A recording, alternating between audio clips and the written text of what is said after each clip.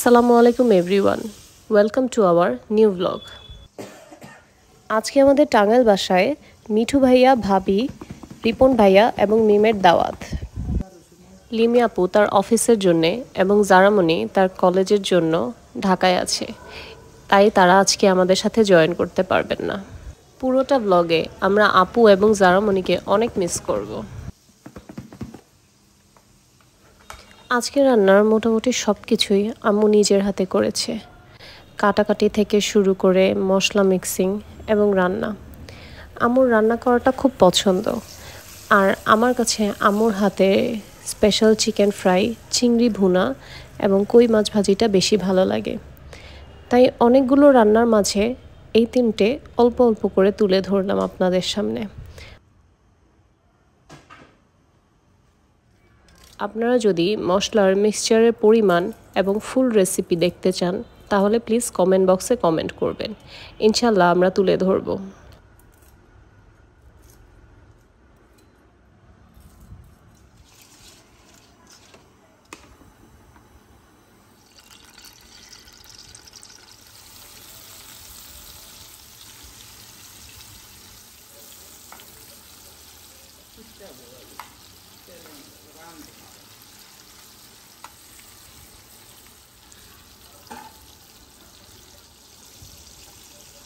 চিংড়ি ভুনাটা অনেকেই অনেকভাবে করে থাকে, কিন্তু রান্নার আগে সেই শুরুর দিকে লাল লাল করে ভেজে নেওয়াটা আম্মুর খুব পছন্দের।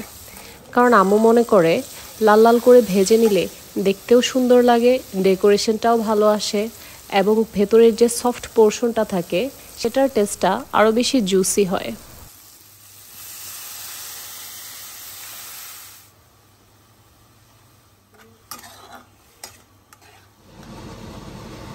আমার ডাস্ট অ্যালার্জির পরিমাণটা অনেক বেশি, এতটাই যে রান্নার সময় যখন মশলা দেয়া হয় তখন সেটার স্মেলেও আমার হাঁচি শুরু হয়ে যায়। তাই কিচেন হুডটা চালিয়ে দেওয়ার জন্যে এতটা সাউন্ড ক্রিয়েট হয়েছে, সেটার জন্য দুঃখিত।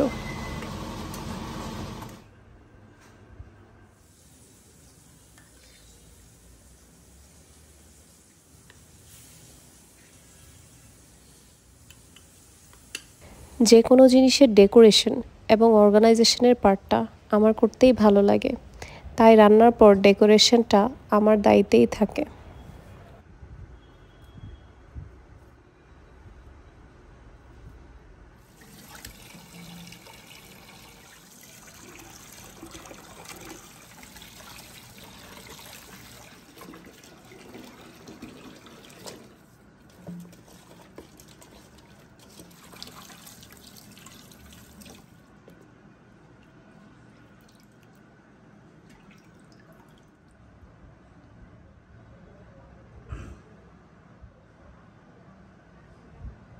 কই মাছে অনেক কাঁটা থাকে, যেটা যখন মশলা মিক্স করা হয় সেটা হাতের মধ্যে অনেক বিধে এবং ওইটার জন্য অনেক সময়ই হাত কেটে যায়।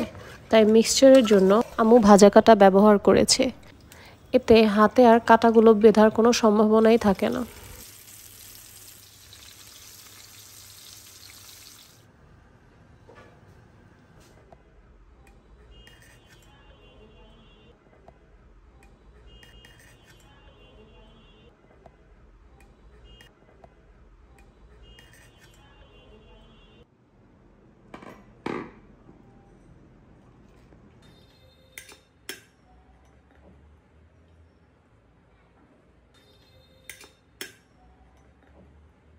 আজকে অনেক কিছুই রান্না করা হয়েছিল, কিন্তু সবগুলো তো আর রান্না দেখানো সম্ভব হয়নি। তাই আমার পছন্দের 3টি রেসিপি আপনাদেরকে অল্প অল্প করে দেখিয়ে দিলাম। অন্য কোনো রেসিপি যদি আজকে দেখে আপনাদের ভালো লেগে থাকে তাহলে আপনারা কমেন্ট বক্সে জানাবেন, আমরা শেয়ার করে দিব।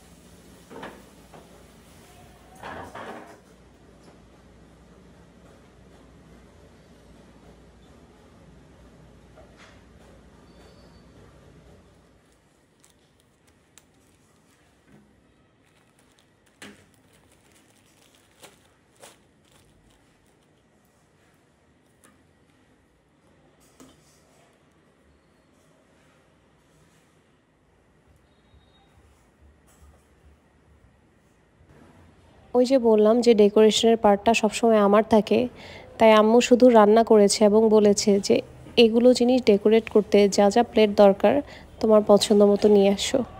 আমি সেটা দেখেই চুজ করে নিয়েছিলাম।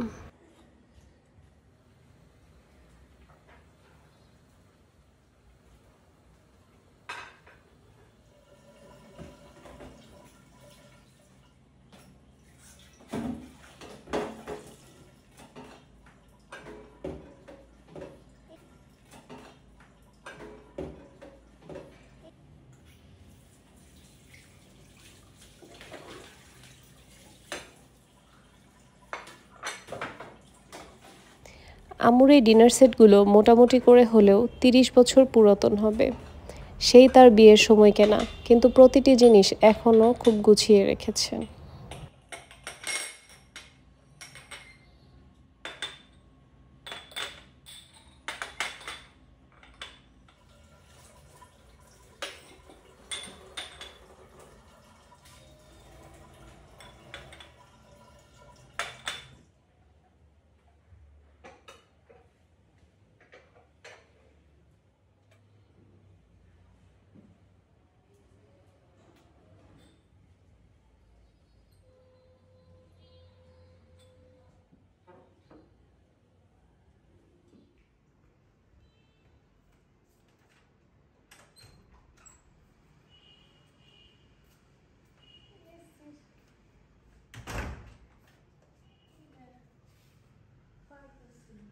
আব্বুর অভ্যাস হচ্ছে জোহরের নামাজ থেকে ফিরেই লাঞ্চে বসে যাওয়া, কারণ সেই সকাল 8টার মধ্যেই আব্বু ব্রেকফাস্ট সেরে ফেলে।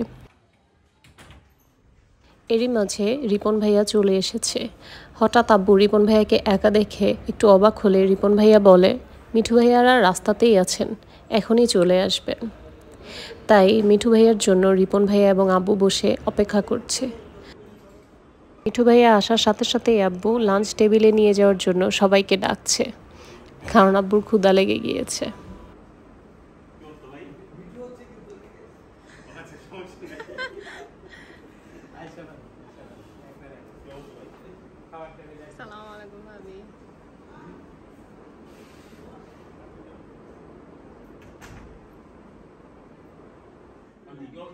না না গোসল করছি তো এইজন্য কেমন লাগতেছে? রাজনীতি ছিল তো এইজন্য। আলহামদুলিল্লাহ, কেমন আছে?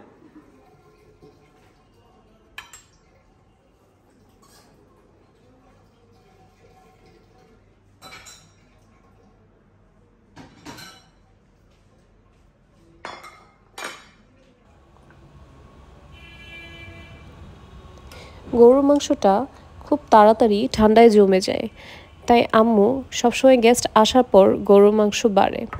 শুধু গরুর মাংসই না, পোলাওটাও আম্মু মনে করে যে গরম গরম খেতেই ভালো লাগে, তাই সব কিছু বেড়ে রাখলেও পোলাও এবং গরুর মাংসটা আম্মু সব শেষেই বাড়ে।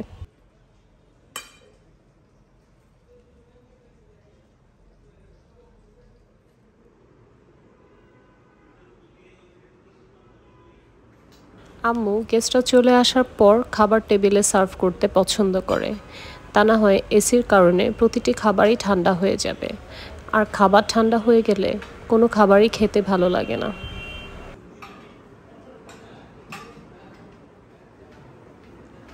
আবু চলে আসো।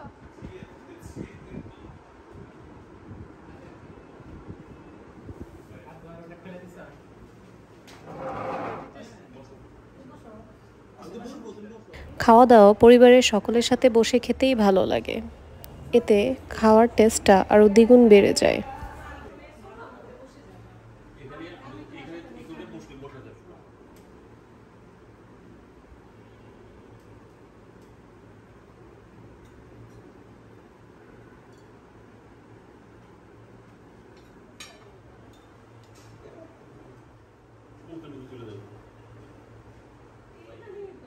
দেখতে ভালো লাগবে তো ভাই, ভালো লাগবে না। আমি নি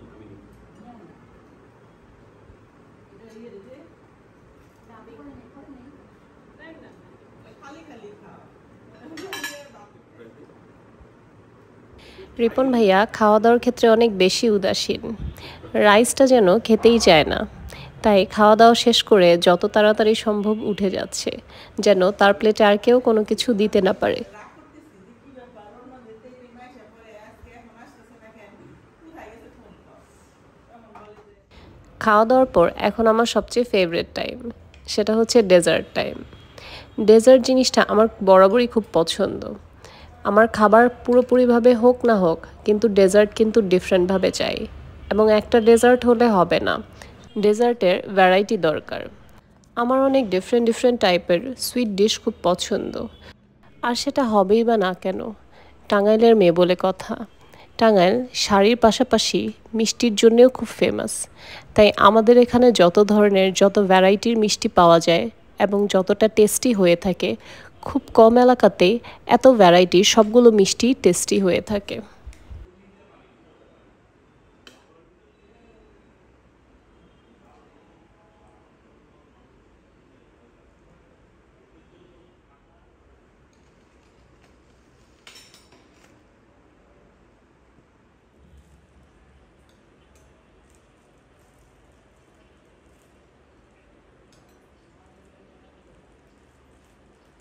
এখানে সার্ভ করা প্রতিটা মিষ্টি একটা একটা করে পরিচয় করিয়ে দিচ্ছি। এটা আম্মুর হাতে বানানো কুনাফা, এটা কাঁচাগোল্লা, এটা ফণীন্দ্র রস মিষ্টি, এটা জয়কালীর লাড্ডু, এবং এটা হচ্ছে কাঁচা সন্দেশ।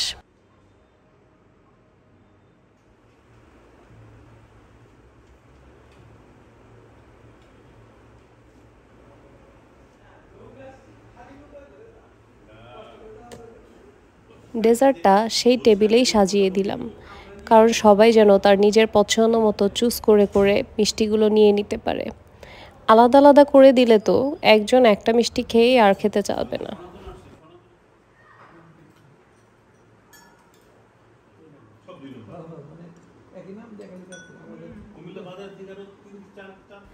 আজকের দিনটা খাওয়া দাওয়া এবং খাওয়া দাওয়ার কোন জিনিসটা কোথায় বেশি ফেমাস এবং কোথায় বেশি ভ্যারাইটি পাওয়া যায় সেসব ডিসকাশন করতে করতেই কাটিয়ে দিলাম। ইনশাল্লাহ আবার অন্য কোনো ব্লগে দেখা হবে। Thank you so much for watching.